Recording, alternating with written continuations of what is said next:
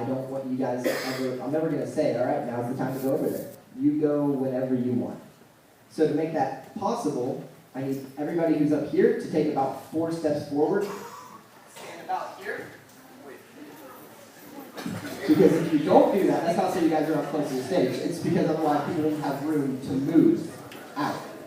So that being said, like during the songs, any of the songs, like walk away, go. I want all of you at some point to make your way into that room and really get to see all that God says about those different things. Leaders are going to be in there to pray for you if you want that kind of prayer like over you.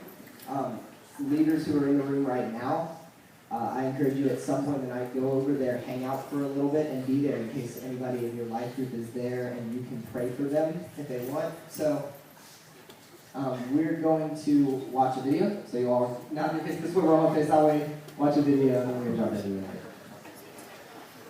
I'm literally going to talk to him who created the heavens, and he's going to hear me.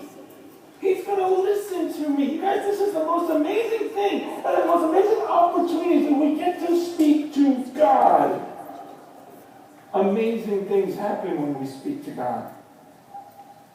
This last year, I hope you spoke to God and saw God answer. Let me just remind you who we're speaking to. Okay, because sometimes we can just close our eyes and you think I'm just talking to you. No, I'm not talking to you.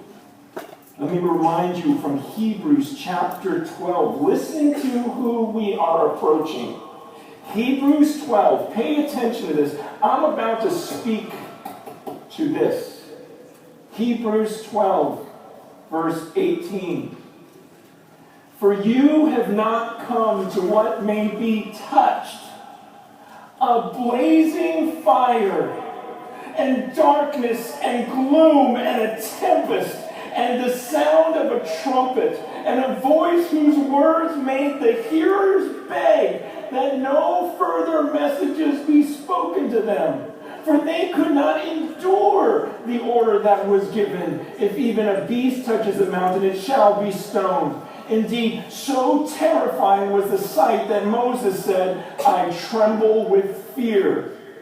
But you have come to Mount Zion and to the city of the living God, the heavenly Jerusalem, and to innumerable angels in festal gathering, and to the assembly of the firstborn who are enrolled in heaven, and to God, the judge of all, and to the spirits of the righteous made perfect, and to Jesus, the mediator of a new covenant, and to the sprinkled blood that speaks a better word than the blood of Abel. We're going to come into his presence now. This blazing fire. And when he spoke, the people back then, it's like, please don't speak anymore. I can't take this voice. And I'm literally going to speak to him right now. While he prays, I want you guys to also pray. Don't just Would you come with me into his presence? Go ahead and pray too.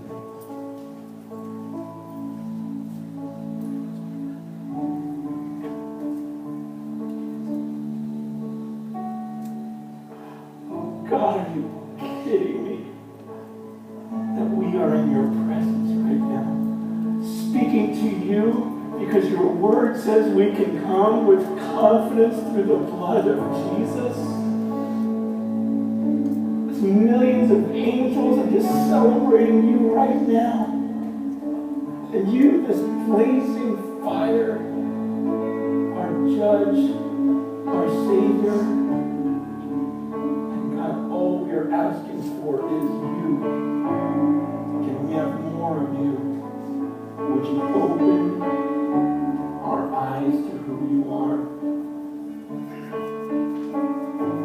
God, may we truly experience you.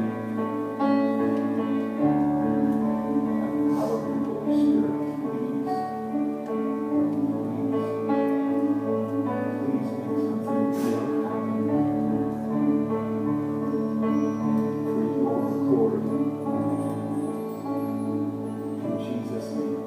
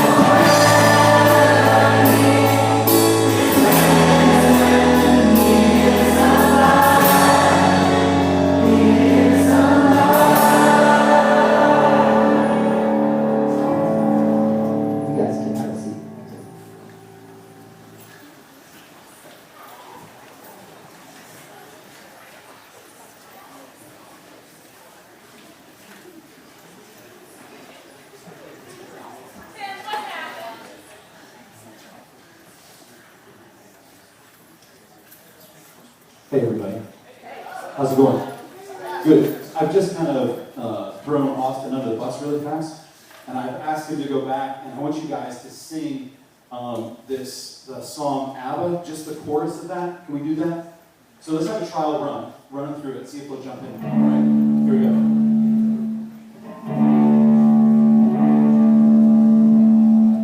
This is a different key than I was doing before.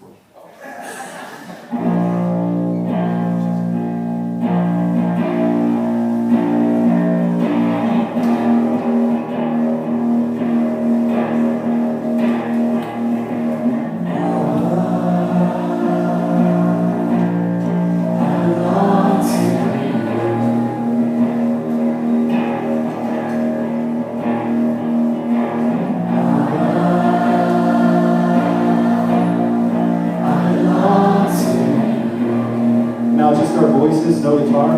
Go, keep going. Just our voices. I belong to you.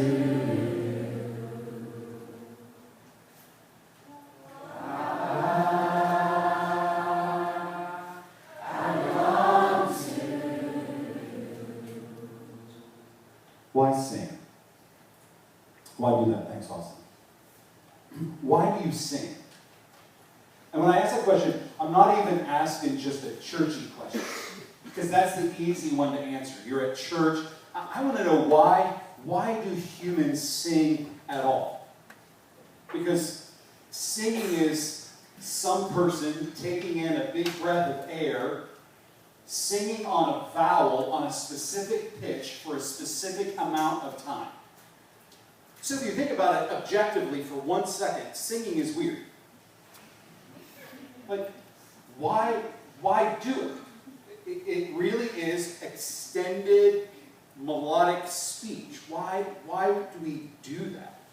Imagine someone walking into this gathering just a second ago. Austin's up there playing guitar, leading you in a song, and you guys are all singing ABBA. You're saying the word ABBA, but at one point, all that person would hear is ABBA, just the word ABBA. Why sing? What's the point of it? What would somebody be thinking as they come in? Have you ever watched a musical? Going to see one? Watch one on TV? That gets really weird. Now singing becomes just everyday conversation. You watch a musical and they talk back and forth. Don't even get me started on opera. Now we're in a different language. Why do that? It's odd. It's strange. So I want to begin by defining singing before we answer the question, why sing? And we're going to answer that question together. So here's my attempt to define singing so that we can talk about it. Singing is sustained emotional speech that reveals what I believe and helps me cope with life. Singing is sustained emotional speech that reveals what I believe and helps me cope with life. It's sustained emotional speech. Singing, music, melody, instruments allow us to take a rational thought that's in our brain, simultaneously connect it to our emotions and our gut and our heart, and express it in a way that the words by themselves don't do. It's sustained emotional speech. It's sustained emotional speech that reveals what I believe.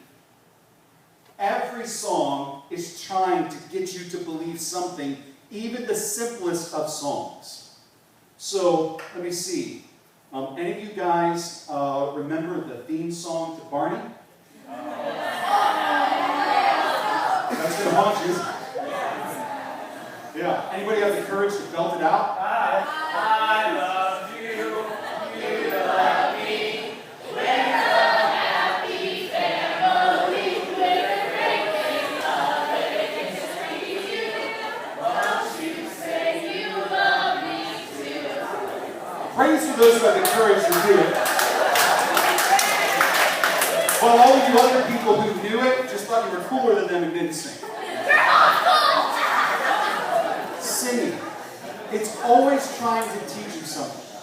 Don't even think for a moment that the songs you hear every day on the radio, on the television, in a commercial, aren't trying to go right to the belief center of who you are.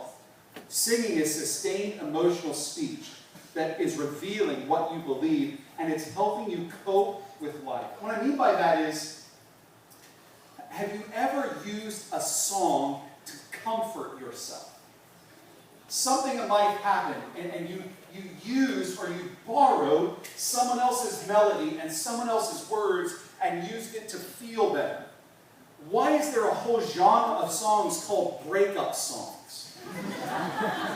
It's sustained emotional speech that reveals what I believe and helps me cope with life. That's what singing is. So why do we use that as God's people when we gather together? Why are you using that this evening? Why have Josh and all of these people worked so hard to help you use sustained emotional speech that reveals what you believe and helps you cope with life? I'm going to give you 3 reasons why real fast, and then I'm going to be done. Number 1, we do it because God commanded it. There are about 50 commands in the scriptures where we are told to sing. One of them says this: let the word of Christ dwell in you richly, teaching and admonishing one another, singing psalms, hymns, and spiritual songs. So the word of Christ is inside of you. You are teaching tonight. You didn't walk in here thinking you were a teacher, but you are. You are teaching and admonishing one another by singing psalms, hymns, and spiritual songs. But a command alone, the command alone to sing, isn't the fuel. It's only the direction. It tells us where to go, but a command doesn't always tell us why we're supposed to go there. Just because your parents tell you to do something, just because they give you a command, that doesn't always make you really happy and motivated to do what they told you to do. Commands give direction, not necessarily fuel. So I want to give you, my next 2 reasons are the fuel why you obey that command. It's the energy for you to sing. So reason number 2 is we sing because God sings over us. We're going to go to a really cool passage in a book that you may or may not have read or even heard of in the Old Testament called Zephaniah. And Zephaniah writes this in chapter 3, connects it right to singing. Sing aloud, O daughter of Zion. Shout, O Israel. Rejoice and exult with all your heart. Not a little bit of your heart, all your heart. O daughter of Jerusalem, the Lord has taken away the judgments against you. He has cleared away your enemies. The King of Israel, the Lord, is in your midst. You shall never again fear evil. On that day it shall be said to Jerusalem, fear not, O Zion. Let not your hands grow weak. The Lord your God is in your midst, a mighty one who will save. He will rejoice over you with gladness. He will quiet you by his love. He will exalt over you with loud singing. Zephaniah the prophet is drawing the attention of Israel back to the promises of God. God's going to take away judgment. God's going to clear out enemies. God will be right, literally present with you, in your midst. And because of that, we don't even have to fear evil at all. And God, in the text, is actually really, really excited about this reality of saving his people. Don't worry, God's people. Don't let your hands grow weak. You're going to need strong hands for clapping and rejoicing because of God being in your midst. And remember what a promise like that would be to the Israelites. God's presence for them was in a tent, a literal tent, right in the middle of them. They had rules how they were to camp around that tent. For you guys, God is in your midst because Paul says in Romans, do you not know that your body is the temple of the Holy Ghost?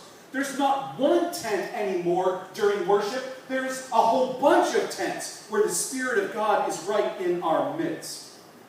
This is the God who's happy to be with his children.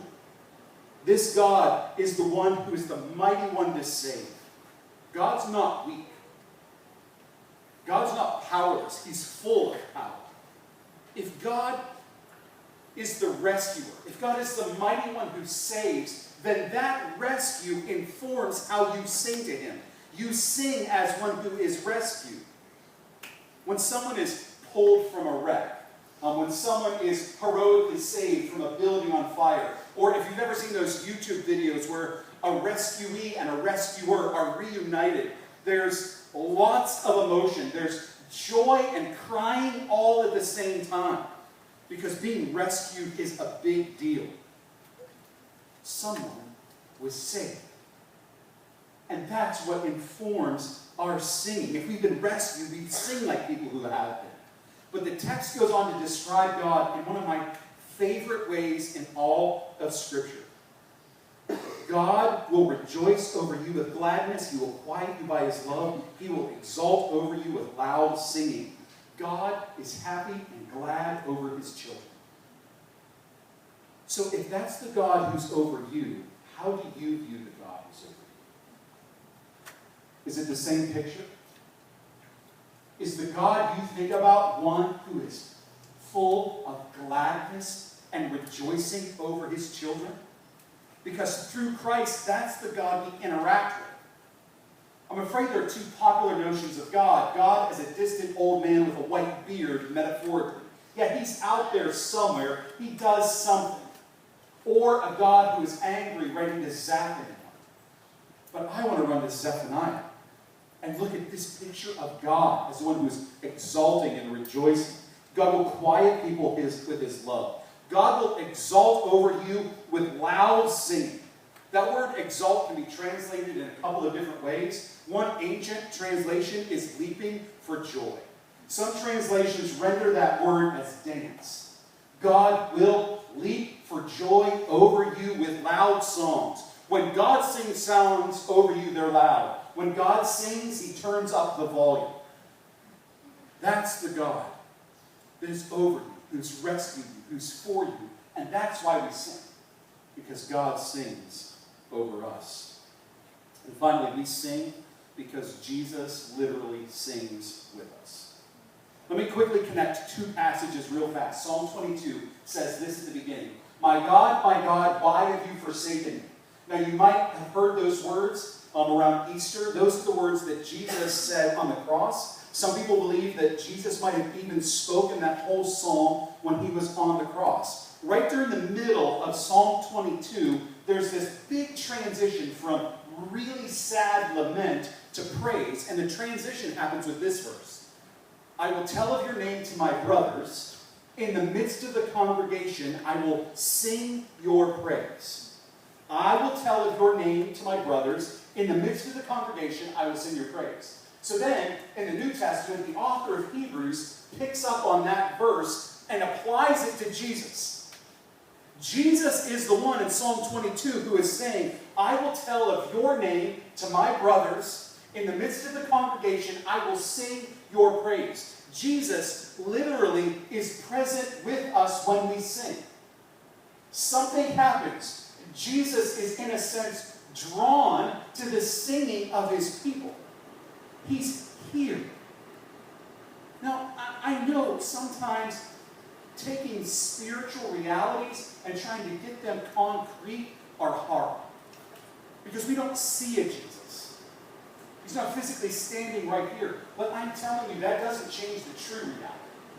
The real reality that Jesus is here. But it even goes further. It's not just that Jesus is present, he participates. I will tell of your name to my brothers. In the midst of the congregation, I will sing your praise. Jesus is a singer. We know that from the Gospels. When Jesus hung out with his disciples and ate a meal, the scriptures record that they sang a hymn at the end of their meal and then they departed. Jesus sings. So let me just give a little side note application. Men in this room, men who follow Jesus sing. It just bugs the poo out of me to have men not sing. And I think it's a ripoff. I think women are the one in the church world who are taking over and get to sing with Jesus. And men, it's time for that to stop. If you don't think singing is cool with Jesus, you don't think Jesus is cool. And that's a little off. Sing. If you've been rescued, sing. I don't even care if you have a good voice. I have a terrible voice. I love to sing. I just stand farther away from people and I don't sing around. Jesus sings. So when we gather, why do we actually sing? Why do we use sustained emotional speech that reveals what we believe? Why do we do it? Because God commanded it? Because God sings and exalts and dances over us? Because Jesus is here and he sings with us. All right? Let's pray. God, thanks for these people that love you.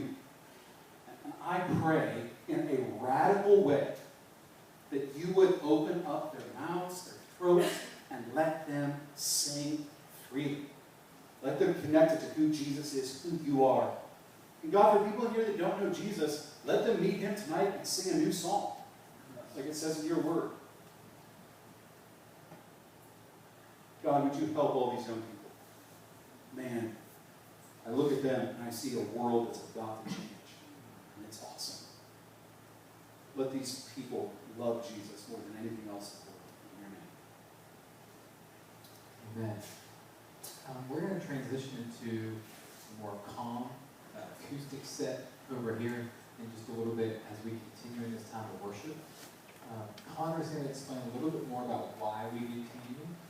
I talked about a little bit more of how that's going to happen. And anytime in that acoustic set, feel free to go into the corners under the stools, grab yourself communion, have that time with God, take, eat, remember that this broken body, this blood that was shed for you. Also, take advantage of our prayer room in the middle school room that so many aligners have worked on to make that possible and a more worshipful experience for you. So you can do that anytime during this next set. So why do we do communion? If you're like me, you've grown up in church, and so it happens like every month or so. If you're new, if you're a new believer, then this will be a new thing. But why do we do this? And I just want to give a little bit of a background. Back in the Old Testament, God's people, the Israelites, were told to remember. And there were lots of things that God wanted them to remember. And so they had different things they needed to do, like you could call them, I guess, rituals, different altars God told them to set up, specifically to remember what God did. So God would tell them, build this altar right here so you can look back on that later and remember what God did for you there, how he defeated the Canaanites for you, and other rituals. And God commanded his people to remember that he saved them from Egypt. He rescued them from Egypt. So there were several things that God wanted the Israelites to do to remember, because God knows that we're super quick to forget. I mean, just think about like taking a test. And you're sitting there, I can't remember, or when your mom or dad tells you to do something, you're like, oh yeah, I'll get that. And then, later that night you haven't done it, and you're like, oh man, I totally forgot. And whether it's little things like that or big things, we forget so quickly. And even if it's the greatest thing ever, like God parting the Red Sea and delivering the Israelites, God still knows. It says in Psalm 103 that he remembers that we're dust. God knows that we're quick to forget. It only took the Israelites 3 days. And that's just like us, isn't it? And so in the New Testament, I want to read a little bit of what Jesus says about why we do communion. So it says in 2 Corinthians 11, "For I received from the Lord what I also delivered to you, that the Lord Jesus, on the night when he was betrayed, took bread, and when he had given thanks, he broke it and said, 'This is my body, which is broken for you. Do this in remembrance of me.' In the same way, also he took the cup after supper, saying, 'This cup is the new covenant of my blood. Do this as often as you drink it in remembrance of me.'" So God's calling us to remember the greatest news in all of history. And he doesn't want us to this isn't just oh yeah, I remember that. This is more than just a mental remember. This is like a mind and heart remembrance. Going back, just like the Israelites were told to go back and remember and think on and love and delight in what God has done for you. That's what he's calling us to do. To go back, remember, delight in, love, think about what God has done for us. So he knows that we forget it very quickly. So God commands us to do this so that we can remember what he's done for us. So if you're in Jesus, we would invite you to take that bread, eat, and then take the cup and drink. So I'm going to pray. I pray you can direct your attention to our small acoustic set over here. And we just want to be the permission givers to let you go. Sit in the presence of the Lord. Go into the prayer room. Talk to God. As Francis said on the television, like, wow, how incredible. So I'm going to pray and then turn your attention to Austin. So God, this is all for you. Thank you that we don't remember you as a far-off God who has done nothing for us, but we can remember you that you are the God who saves through Jesus. Holy Spirit, have your way. Amen. Let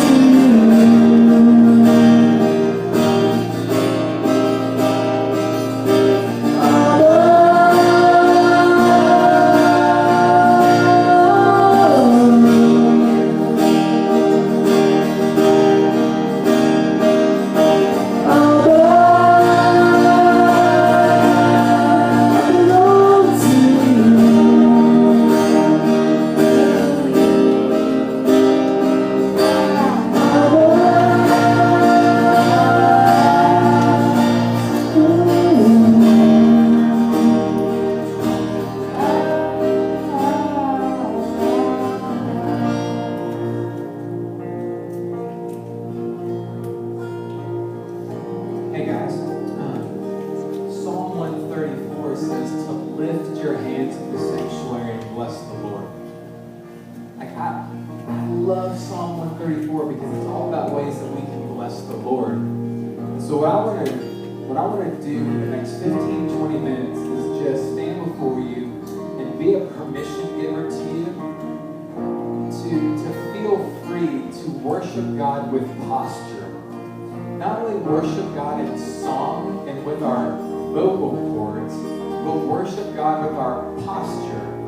One of the greatest things I love as a father is when my son Judah or Levi reaches out for me and says, "Daddy, hold me."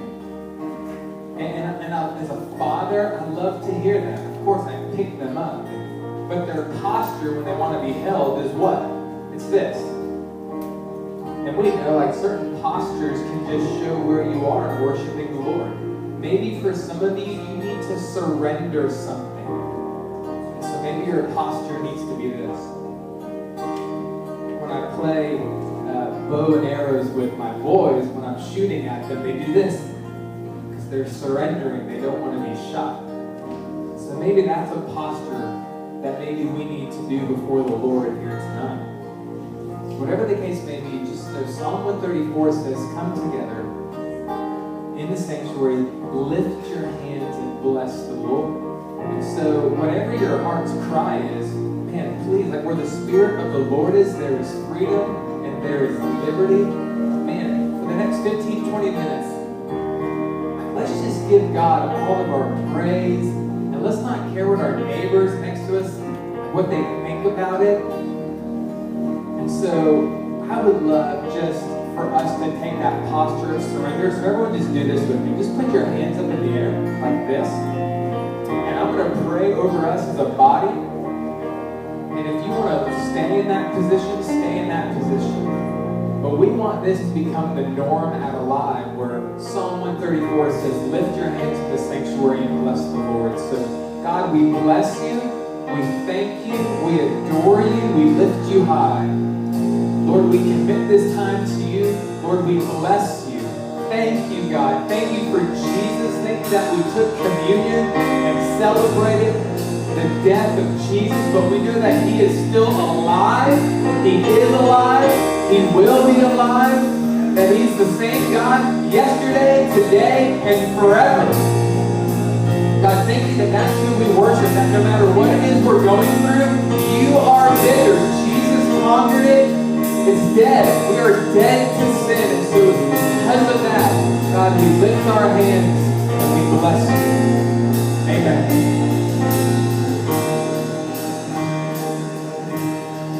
Sing on.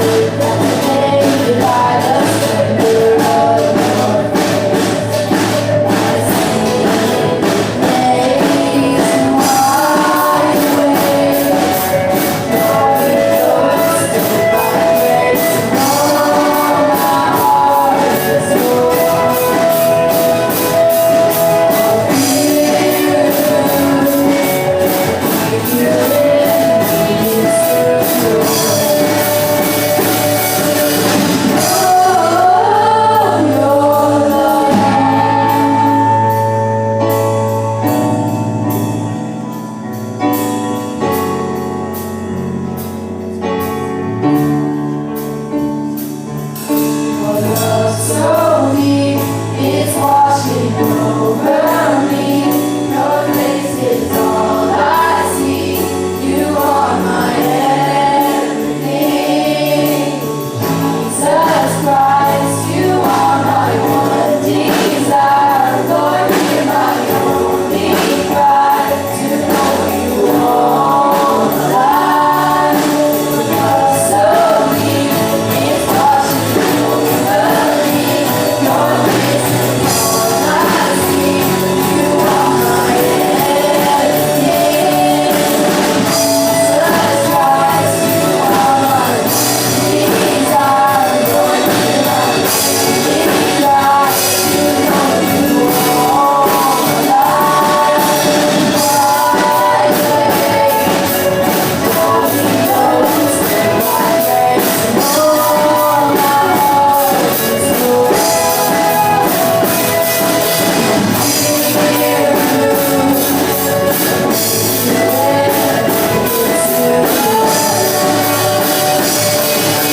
Oh, your love.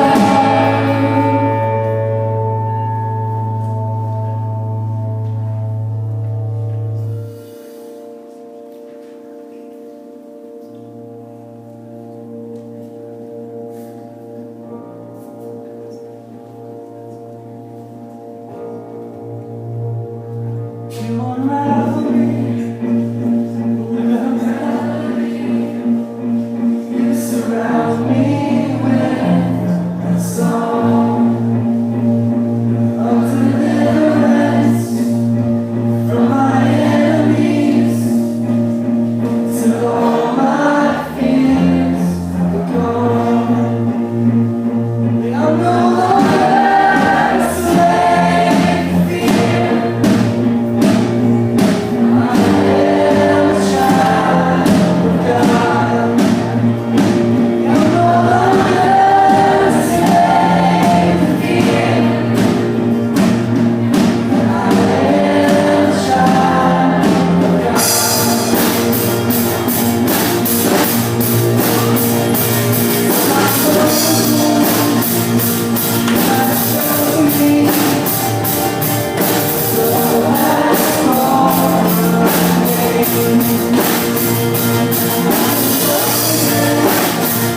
It's your family. Your love.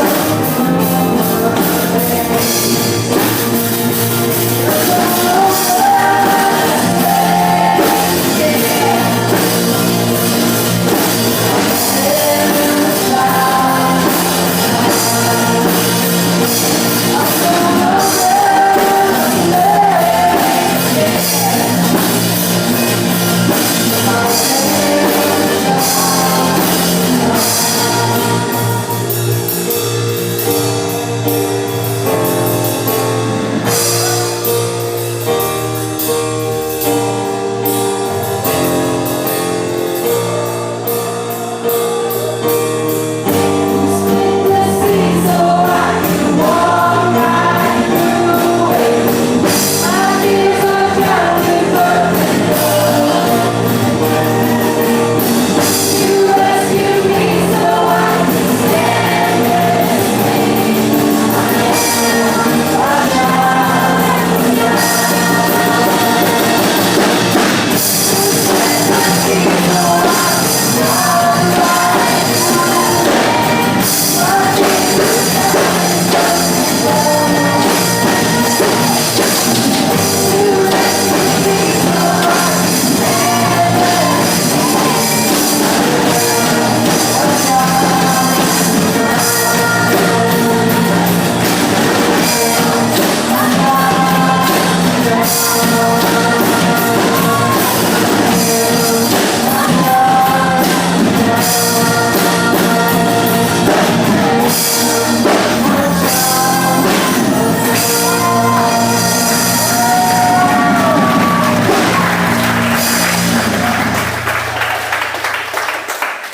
Man, it's good to be in the presence of the Lord. And man, our desire for you that there's no other place you want to be. And then we pray that this night just fills your cup by God's grace and It sends you into the week to finish strong in school. Remember that we don't have a live next week because of our outdoor baptism service. And listen, if you are in this room and you have surrendered your life to follow Jesus, but you've never taken that next step in baptism, this is it. This is your step to take. If you want to know more about how to make that possible, how to make that happen, please talk to me or one of our leaders before you go. We have one more song. It is 8:15, so I want you to honor your parents. Like if they're picking you up and they want you in the car at 8:15, then you need to do so. But we have one more song to finish this night of worship. A lot of our worship team is going to be sitting up here. If you want specific prayer, our prayer room is still open. The team is also, the worship team is going to pray for you guys next to you. If you want that, leaders all over the room. The prayer room is also available. If you want prayer, never a better time. Thank you. And then when we're finished, if the middle school room can have about 10 people that can help that prayer team just break down and do some things before the night is over, they can really use your help. Thank you guys for making this a really special night. We love you guys. Thank you. Alright guys, so this song we're just doing kind of as a prayer we're talking to you guys. So you guys can just pray and listen, and if you get to know it, I guess, then you're welcome to sing with us. Slow down, take time, breathe in, he said. He revealed what's to come. The thoughts in his mind always higher than mine. He'll reveal out to come. Take courage, my heart. Stay steadfast, my soul. He's in the way. He's in the way. Hold on to your hope as your triumph unfolds. He's never failing. He's never failing. Sing praise, my soul. Find strength in joy. Let his words lead you on. Do not forget his great faithfulness. He'll finish all he's begun. Take courage, my heart. Stay steadfast, my soul. He's in waiting. He's in waiting. Hold on to your hope as your triumph unfolds. He's never failing. He's never failing. Take courage, my heart. Stay steadfast, my soul. He's in the waiting. He's in the waiting. Hold on to your hope as your triumph unfolds. He's never failing. He's never failing.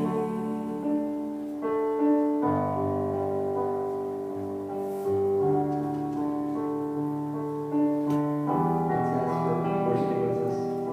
You're dismissed. We're going to kind of pray softly. If you want prayer, you don't necessarily have to come forward. Just stick around. Try to find a life group leader.